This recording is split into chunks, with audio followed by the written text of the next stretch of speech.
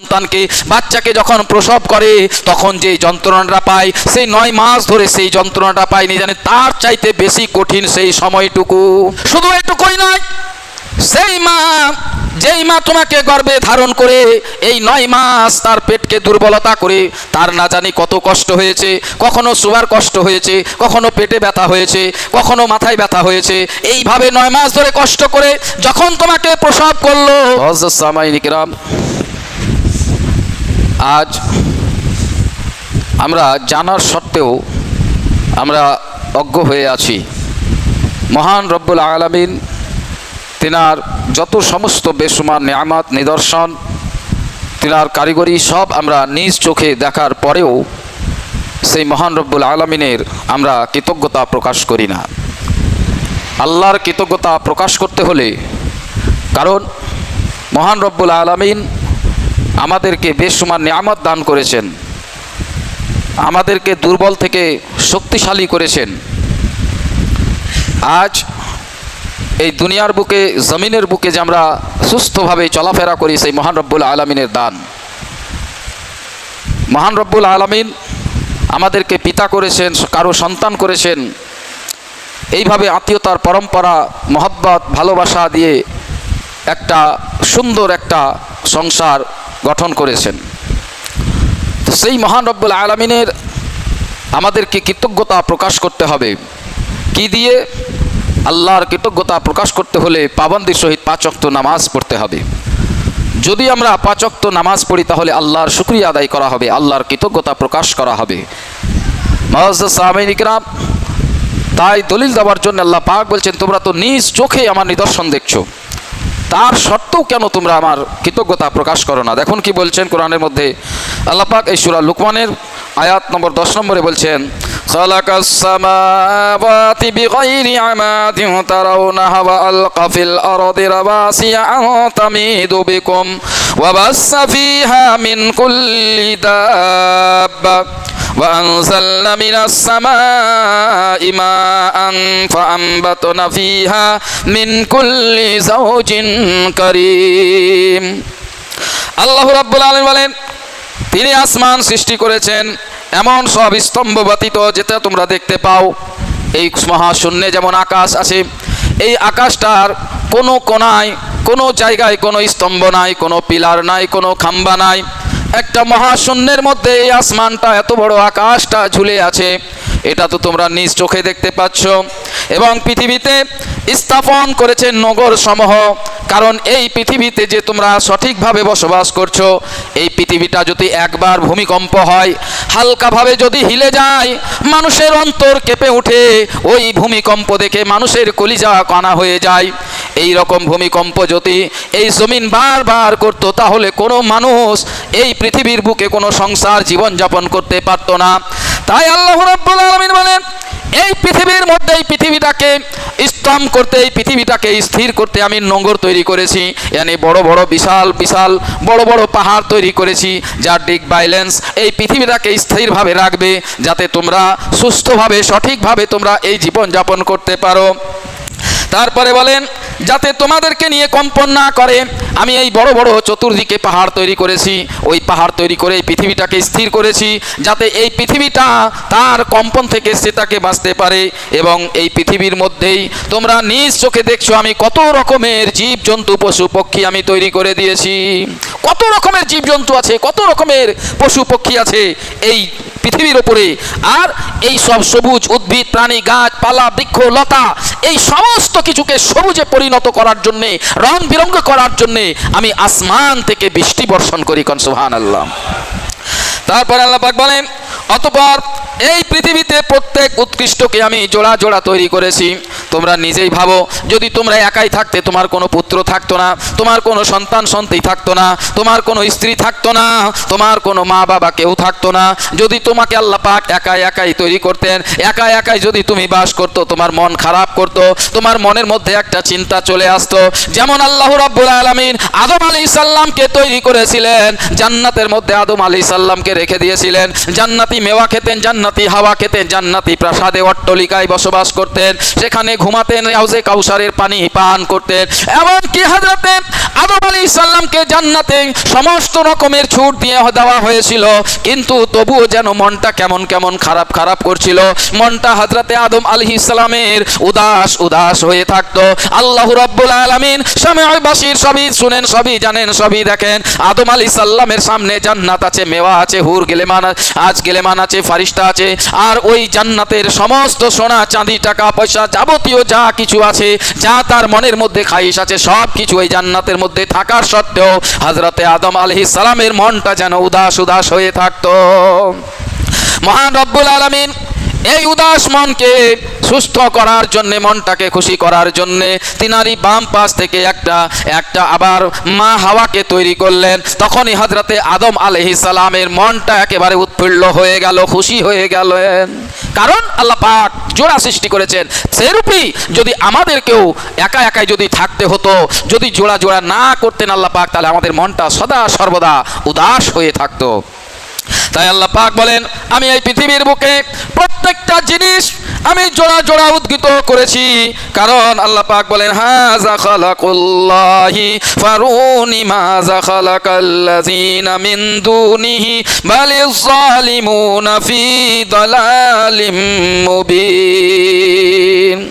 অর্থাৎ আল্লাহ রাব্বুল আলামিন বলেন, এবং আমি আল্লাহ তো আল্লাহরই সৃষ্টি, আমাকে তা দেখাও যা তিনি ব্যতীত অন্যরা সৃষ্টি করেছে।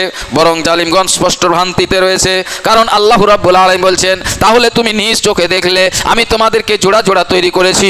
আমি পৃথিবীর বুকে বিভিন্ন ধরনের উদ্ভিদ তৈরি করেছি, বিভিন্ন জীবজন্তু তৈরি করেছি, এত বড় আসমানটাকে বিনা খাম্বায় ঝুলিয়ে রেখেছি, এত সুন্দর নির্মল হাওয়া, ঠান্ডা হাওয়া, আর বাড়ি বর্ষণে আমি বৃষ্টি বর্ষণ করিয়েছি। এ তো আমি আল্লাহ, আমি করিয়েছি। এবার তোমরা যাকে সাহায্য রূপে তোমরা প্রার্থনা করো, তোমরা যাকে মহব্বত করো, যার কৃতজ্ঞতা প্রকাশ করো, সেই বোধগুলো, সেই মূর্তিগুলো যাদের তোমরা পূজা অর্চনা করো, তারা কি তোমাদেরকে এই রকম একটা জিনিসও কি তোমাদেরকে তৈরি করে দিয়েছে? না, কখনো পারবে না, তারা দিতে পারবে না। বরং তোমরা শুনে রাখো,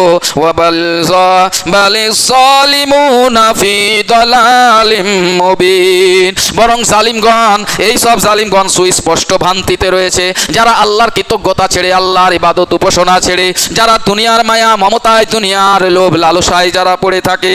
আল্লাহ পাক বলেন, এই রকমই আমি একজনকে হিকমত দান করেছি, এই রকম হিকমত দান করেছি যে তিনি কেমন ভাবে আমার কৃতজ্ঞতা প্রকাশ করেছে, যার নামে এই সূরাটা। আল্লাহ পাক বললেন, ওয়ালাকাদ আতাইনা লুকমানাল হিকমাতা আনিশকুরুল্লাহি ওয়া মাইয়াশকুরু ফা ইন্নামা ইয়াশকুরু লিনাফসিহি ওয়া মান কাফারা ফা ইন্নাল্লাহা গানিয়্যুন হামিদ। এবং আমি নিশ্চয় আমি লোকমানকে হিকমত দান করেছি।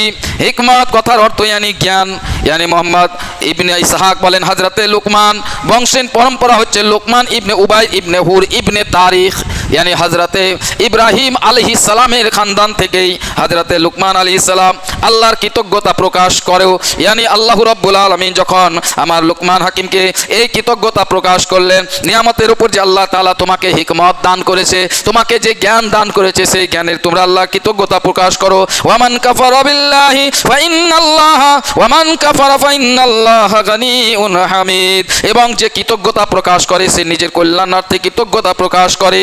অর্থাৎ যারা আল্লাহর কৃতজ্ঞতা প্রকাশ করে, আল্লাহর যারা শুকরিয়া আদায় করে, তাদের নিয়ামতের মধ্যে আল্লাহ বরকত দান করে দেন। তাদের মাল ধন দৌলত টাকা পয়সা যা কিছু সে রোজগার করে, সব কিছুতে আল্লাহ বৃদ্ধি করে দেন। এবং যে অকৃতজ্ঞতা প্রকাশ করে, যারা আল্লাহর শুকরিয়া আদায় করে না, তবে নিশ্চয় আল্লাহ তাকে অভাব মুক্ত করে দেন। সকল প্রকারের প্রশংসায় প্রশংসিত হচ্ছেন আল্লাহ। আর যারা কাঞ্জুসি করে, কৃপণতা করে, যারা আল্লাহর কৃতজ্ঞতা প্রকাশ করে না, শুকরিয়া আদায় করে না, যারা মাল ধন সম্পদকে জমা করে রাখে, আল্লাহ বুখারী শরীফের মধ্যে বলা হয়েছে যে আল্লাহ পাক তাদের নিয়ামতকে, তাদের বরকতকে, তাদের বৃদ্ধিকে, সব কিছুকে আটকে দেন, কারণ সেও তো ধন সম্পদকে আটকে দিয়েছে। তার জন্য আমার নবী করিম সাল্লাল্লাহু আলাইহি সাল্লাম বলেছেন, তোমরা সাধ্য মতো, তোমরা যা তোমাদের সাধ্য মতো জুটে তোমরা দান করো, খায়রাত করো, যাকাত দাও, যেভাবে তোমাদেরকে বলা হয়েছে শরীয়ত অনুযায়ী তোমরা সেইভাবেই চলো, আর আল্লাহর কৃতজ্ঞতা প্রকাশ করো। আর আল্লাহর কৃতজ্ঞতা প্রকাশ করতে হলে 5 ওয়াক্ত তোমাকে নামাজ পড়তে হবে, এটাই হবে আল্লাহর জন্য কৃতজ্ঞতা যথেষ্ট। আল্লাহ তোমার বহু ইবাদত, তাহাজ্জুদ এইসব কিচ্ছু নাই, তোমাকে 5 ওয়াক্ত নামাজ আল্লাহ জরুরি। যদি তুমি আল্লাহর কৃতজ্ঞতা প্রকাশ করতে চাও, তুমি এই 5 ওয়াক্ত নামাজ পড়ো। তারপরে বলেন, ওয়াইজ ক্বালা লুকমান লিবনিহি ওয়া হুয়া ইয়াইযুহু ইয়া বুনাইয়া লা তুশরিকু বিল্লাহি ইন্না শিরকা লাযুলমুন আযীম। এবং স্মরণ করুন যখন লুকমান আলাইহিস সালামের ব্যাপারে বলেছিলাম, কোন মতে আছে যে হযরতে আইয়ুব আলাইহিস সালামের ভাগনা, আবার কোন রিওয়ায়াতের মধ্যে আছে যে হযরতে আইয়ুব আলাইহিস সালামের খালাতো ভাই কে হযরতে লুকমান আলাইহিস সালাম। আল্লাহ তিনাকে হিকমত দান করেছেন, এমনকি তিনি বয়স পেয়েছিলেন 1000 বৎসর। কোন সুবহানাল্লাহ।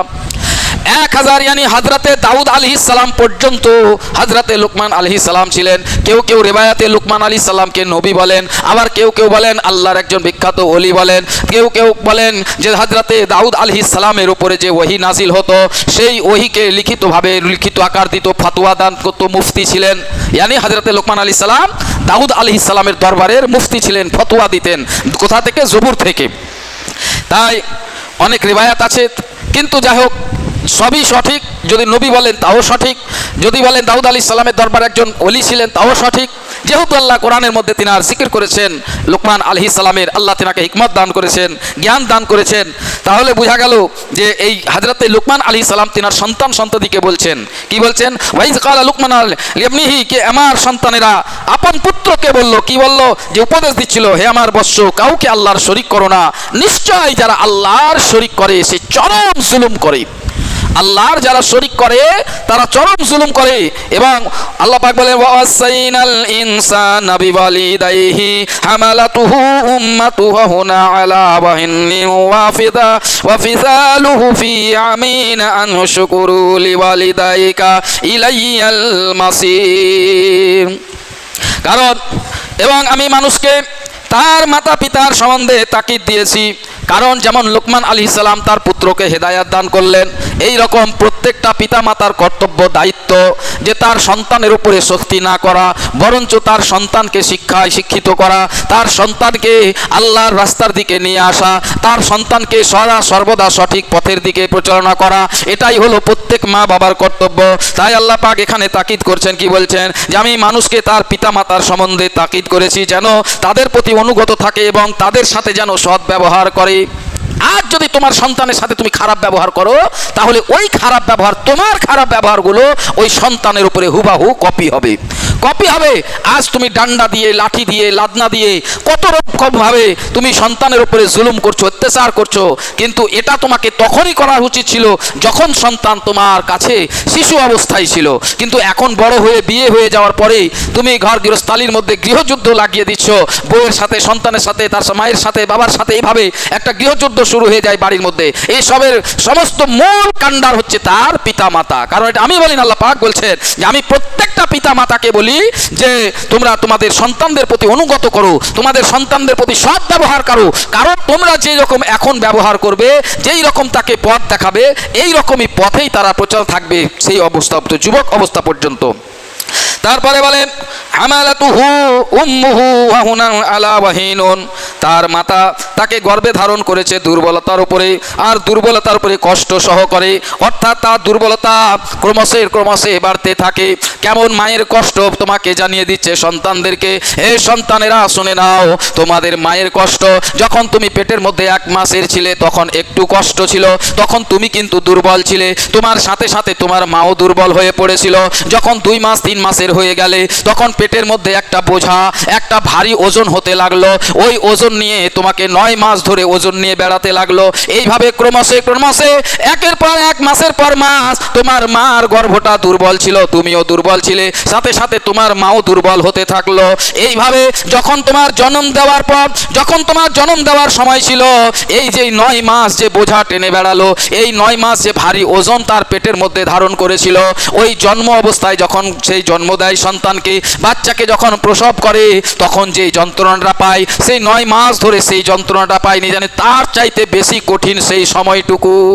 মানে যখন বাচ্চা প্রসব করে সে সময়টা তার চাইতে, এই যে 9 মাস যে কষ্ট ভোগ করলো তোমার মা, এই 9 মাসের চাইতে বেশি কষ্ট ওই যখন প্রসব করবে, বাচ্চা যখন খালাস করবে, সেই অবস্থায় কতটা কষ্ট হয়। তারপরে বলেন শুধু এটুকুই নয়, সেই মা, যেই মা তোমাকে গর্ভে ধারণ করে এই 9 মাস তার পেটকে দুর্বলতা করে, তার না জানি কত কষ্ট হয়েছে, কখনো শোয়ার কষ্ট হয়েছে, কখনো পেটে ব্যথা হয়েছে, কখনো মাথায় ব্যথা হয়েছে।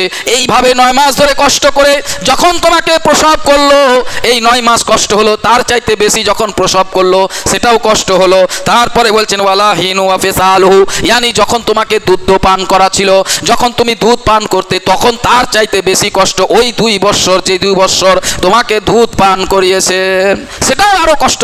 কেমন কষ্ট, যে তার শরীরের মধ্যে বহু দুর্বলতা দেখা দেয়। যখন একটা মা কোনো সন্তানকে 1 মাস থেকে নিয়ে 2 বছর পর্যন্ত যে কত কষ্ট হয়, সেই মা জানে। কোনো সন্তান, কোনো বাবা, কোনো পুরুষ মানুষ বলতে পারবে না কতটা কষ্ট হয়। ওই 2 বছরে তুমি একদিনও রাত্রে যখন ছেলে কেঁদে উঠে, তুমি একদিনও ছেলেকে উঠাও না, কি ছেলেকে চুপাও না, কিন্তু ওই মা তার ঘুমকে হারাম করে, তার পেশাব পায়খানাকে একত্রিত নিজের আঁচলে জড়িয়ে ধরে সেই সন্তানকে 2 বছর ধরে কেমন ভাবে কষ্টে লালন পালন করছে। আল্লাহ পাক বলছেন ওই 9 মাস যা কষ্ট পেল, তার চাইতে বেশি কষ্ট প্রসবের অবস্থায় পেল, আবার তার চাইতে বেশি কষ্ট এই 2 বছর, যে 2 বছর সে দুধ পান করাবে। তাই আল্লাহ পাক বলেন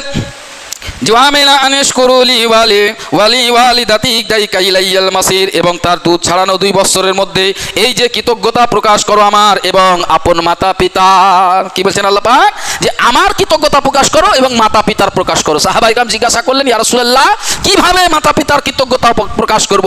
বলে 5 ওয়াক্ত যেমন নামাজ পড়ছো, 5 ওয়াক্ত নামাজ পড়লে আল্লাহর কৃতজ্ঞতা প্রকাশ করা হয়, আল্লাহর শুকরিয়া আদায় করা হয়, তেমনি 5 ওয়াক্ত নামাজের মধ্যে যদি পড়ো রব্বিরহামহুমা কামা রব্বায়ানি সাগীরা। কে বলছেন? আল্লাহ পাক বলছেন যে তোমরা ওই 5 ওয়াক্ত নামাজে তোমার মাতা পিতার জন্য দোয়া করো, মাগফিরাতের দোয়া করো, এটাই হবে তোমার মা বাবার কৃতজ্ঞতা প্রকাশ করা। তাহলে বোঝা গেল নামাজ পড়লে আল্লাহর কৃতজ্ঞতা প্রকাশ করা হয়, আর নামাজের মধ্যে যদি মা বাবার জন্য দোয়া করি তাহলে মা বাবার কৃতজ্ঞতা প্রকাশ করা হবে, মানে মা বাবার শুকরিয়া আদায় করা হবে। তাহলে আমাদেরকে নামাজও পড়তে হবে, আর নামাজের সাথে সাথে মা বাবার জন্য